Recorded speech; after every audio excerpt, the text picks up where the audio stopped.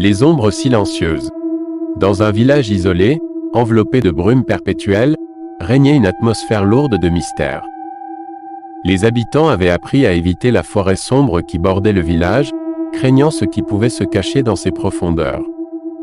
Un jour, un étranger nommé Samuel arriva au village.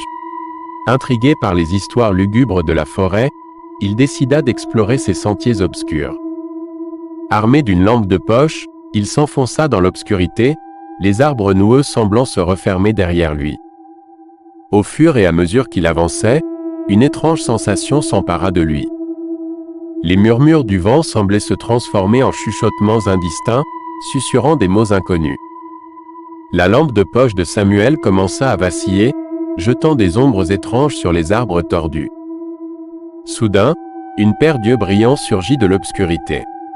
Des créatures indistinctes, à la forme humanoïde mais aux membres déformés, se glissèrent hors des ombres.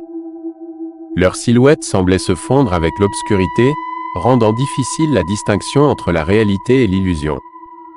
Les créatures s'approchèrent lentement de Samuel, émettant des murmures lugubres qui semblaient provenir des profondeurs de l'au-delà.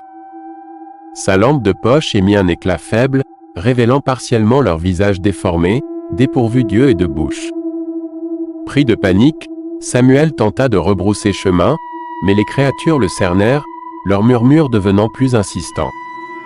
Chaque pas qu'il faisait pour s'éloigner d'elle semblait le rapprocher davantage du cœur ténébreux de la forêt.